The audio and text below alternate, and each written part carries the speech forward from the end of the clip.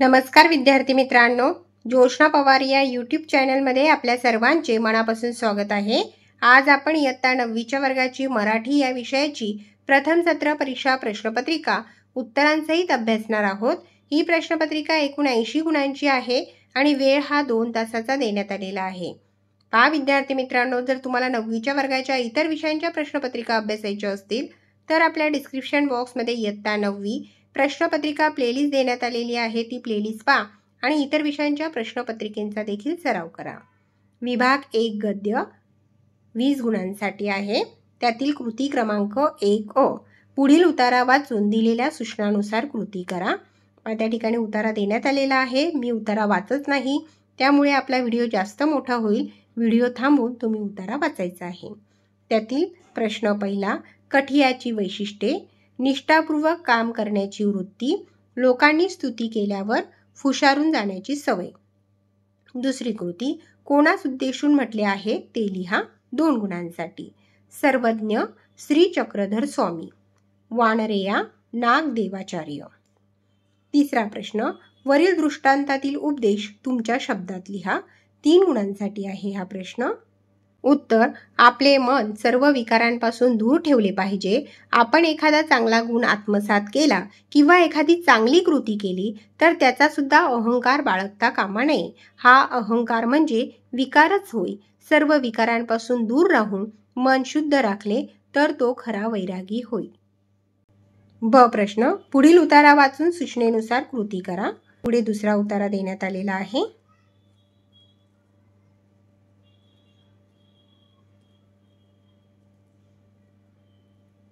त्यावर आधारित कृती क्रमांक 1, रिकाम्या जागा भरा, 2 गुणांसाठी आहे। सूर्याची धमकी, त्या ठिकाणी आपण वरती उत्तर लिहिलेले आहे। माझ्याकडे डोळे वटारून पाहिलेस तर डोळे जाळून टाकीन। आणि ब आहे, सूर्याचे प्रखर तेज सर्व पृथ्वीला दिपवून टाकते। दुसरा प्रश्न, कोण ते लिहा, 2 गुणांसाठी। अ, दुफारला अभिमान वाटणारा शेतकरी। आणि ब, धन्याच्या कष्टाकडे कौतुकाने पाहणारी शेतकऱ्याची पत्नी। तिसरा प्रश्न, दुफारची वैशिष्ट्ये उतार्याच्या आधारे लिहा, 3 गुणांसाठी आहे हा प्रश्न। या ठिकाणी उत्तर देण्यात आलेले आहे।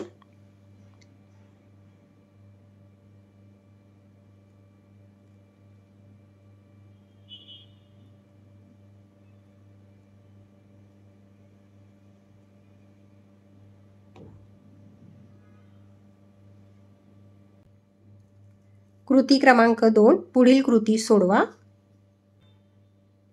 1, विधाने पूर्ण करा, 2 गुणांसाठी आहे हा प्रश्न। अ, हास्यचित्र म्हणजे गमतीदार चित्र। ब, कार्टून्सला मराठीत व्यंगचित्र म्हणतात। दुसरा प्रश्न, व्यंगचित्राची वैशिष्ट्ये 2 गुणांसाठी लिहायची आहे। व्यंगचित्र हे हास्यचित्राचा पुढचा टप्पा। केवळ हसवणे हा हेतू नसतो, आपल्याला काहीतरी सांगू पाहते, गमतीदार विचार मांडलेला असतो। तिसरा प्रश्न, लहान मुलांची हास्यचित्र काढणे अवघड आहे, याबाबत तुमचे मत स्पष्ट करा, 2 गुणांसाठी।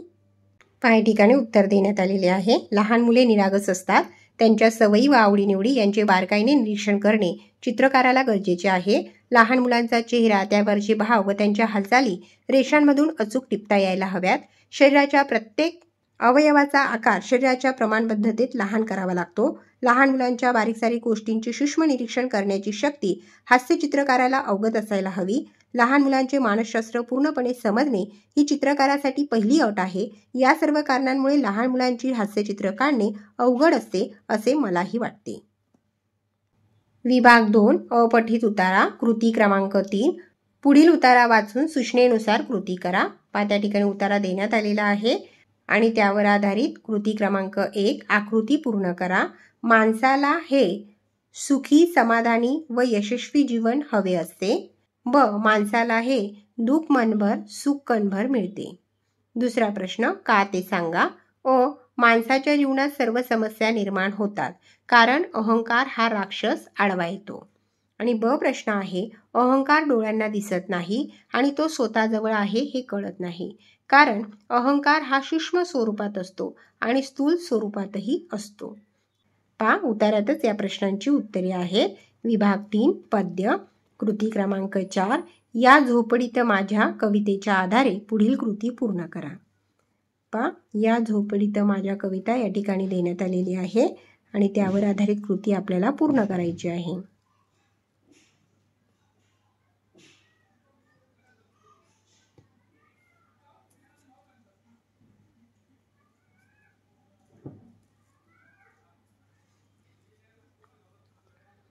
कृती क्रमांक 1, कृती पूर्ण करा 2 गुणांसाठी.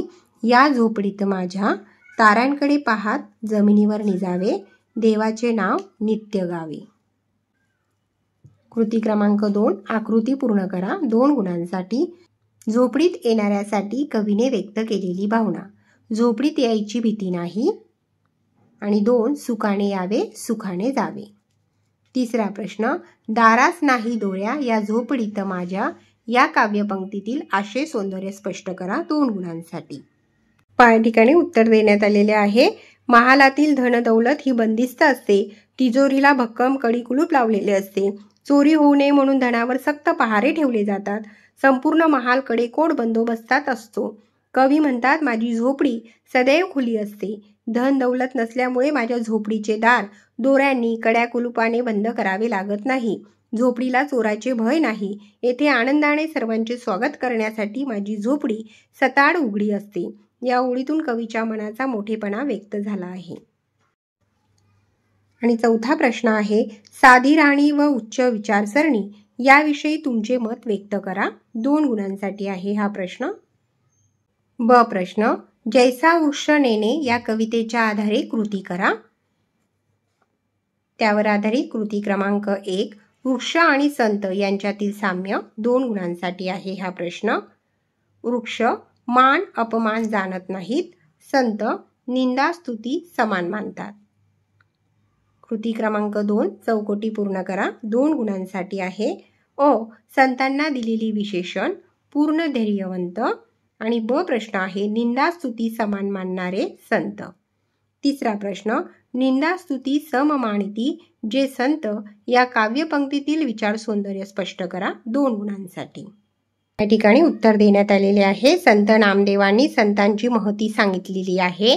संतांची कुणी निंदा केली किंवा प्रशंसा केली तरी या दोन्ही गोष्टी संतांना समान वाटतात.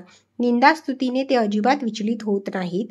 त्यांचे मन निश्चल राहते. या दोन्ही गोष्टी पचवण्याच्या बाबतीत संत संपूर्ण धैर्यशील असतात, हिम्मतवान असतात. निंदास्तुतीने मन डळमळू नये व विवेकशील मन ठेवावे असा महत्त्वाचा विचार या पंक्तीतून व्यक्त झाला आहे. पुढे आहे चौथा प्रश्न, तुमच्या आवडत्या अभंगाविषयी माहिती लिहा 2 गुणांसाठी आहे हा प्रश्न. उत्तर, जे का रंजले गांजले त्यासी म्हणे जो आपुले, तोची साधू ओळखावा देव तेथेची जाणावा.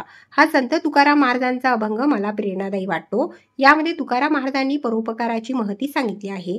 जे पीडित लोक आहेत त्यांच्याविषयी सहानुभूती बाळगणे, त्यांना मायेने जवळ करणे आणि त्यांचे दुःख दूर करण्यासाठी झटणे हेच खऱ्या सज्जनाचे लक्षण आहे. अशा प्रकारे रंजल्या गांजल्या माणसांची जो मदत करतो त्याला देवत्व प्राप्त होते. समाजाची आस्थेने सेवा करणाऱ्या माणसाकडे देवपण असते. पुण्य परोपकार पाप ते परपीडा असा उदात्त संदेश अभंगातून मला मिळतो. पुढे आहे क प्रश्न, पुढील काव्यपंक्तीचे रसग्रहण करा. हाकेतून हद्दपार होते आई, हंबराच्या थांबल्यात गोठ्यातल्या गाई. या ठिकाणी उत्तर देण्यात आलेले आहे. आशय सौंदर्य, काव्य सौंदर्य,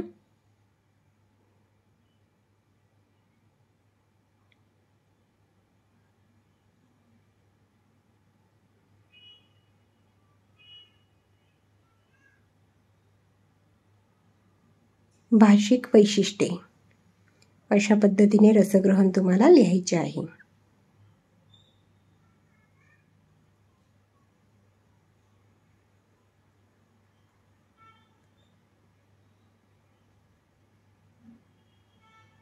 विभाग 4 भाषा अभ्यास. त्यातील अ प्रश्न आहे 1 अलंकार ओळखा 2 गुणांसाठी आहे. उदाहरण, आईचे प्रेम सागरासारखे असते. उपमा अलंकार. दुसरा प्रश्न आहे रस ओळखा. गरजा जय जयकार क्रांतीचा, गरजा जय जयकार वीर रस. तिसरा प्रश्न आहे वाक्प्रचारांचा अर्थ लिहा 2 गुणांसाठी आहे. 1 वटणीवर येणे, योग्य मार्गावर येणे. आणि दुसरा वाक्प्रचार आहे चूर होणे, मग्न होणे. चौथा प्रश्न, गटात न बसणारा शब्द लिहा. पहिला जो गट आहे त्यातील गटात न बसणारा शब्द आहे गाय आणि दुसरा जो गट आहे त्यातील गटात न बसणारा शब्द आहे आट्यापाट्या. ब प्रश्न, भाषिक घटकांवर आधारित कृती करा. 2 गुणांसाठी समानार्थी शब्द लिहा. आनंद, सुख, हर्ष. ब पक्षी, खग, विहग. एक समानार्थी शब्द लिहिला तरी चालेल. दुसरा प्रश्न, विरुद्धार्थी शब्द लिहा. आत, बाहेर. ब आहे फरक, साम्य. तिसरा प्रश्न, पुढील इंग्रजी शब्दात मराठी प्रतिशब्द लिहा. पार्ट टाइम, अर्धवेळ. दुसरे आहे बायोडाटा, स्वपरिचय. चौथा प्रश्न, विरामचिन्हे लिहा. पहिले विरामचिन्ह आहे प्रश्नचिन्ह आणि दुसरे आहे उद्गारवाचक चिन्ह. पाचवा प्रश्न आहे लिंग ओळखा. जुडी, स्त्रीलिंग आणि शब्द पुल्लिंग. कृती क्रमांक 5, उपयोजित लेखन. त्यातील पहिली कृती, अभिनव विद्यालय लातूर आंतरशालेय क्रीडा स्पर्धा. या क्रीडा स्पर्धेतील कबड्डी संघात प्रवेश मिळवण्याबाबत स्वपरिचय पत्र तयार करा.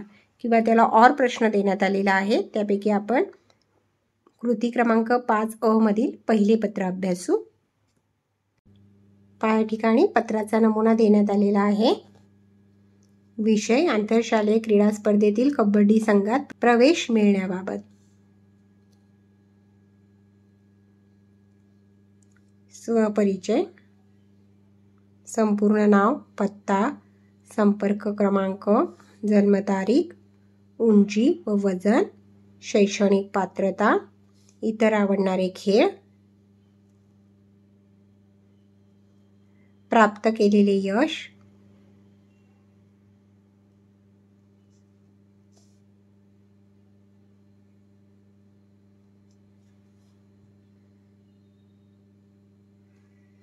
आणि पुढे आहे आपला नम्र.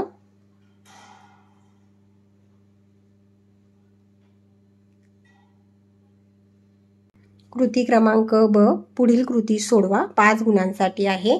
जाहिरात लेखन करायचे आहे किंवा कथा लेखन करायचे आहे.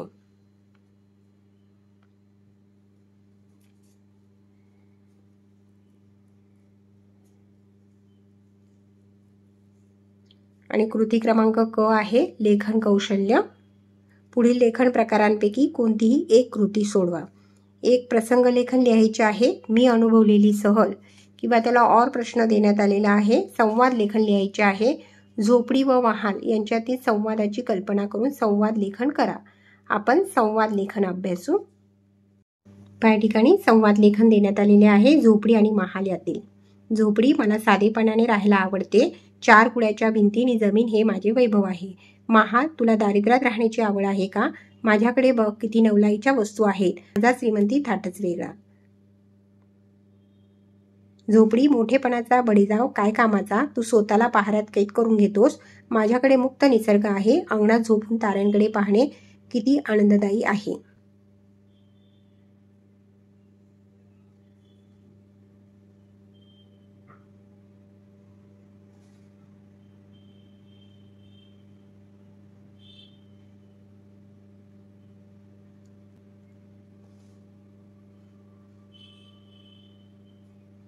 पहा विद्यार्थी मित्रांनो, या ठिकाणी आपण इयत्ता 9वीच्या वर्गाची मराठी या विषयाची प्रथम सत्र परीक्षा प्रश्नपत्रिका उत्तरांसहित अभ्यासली.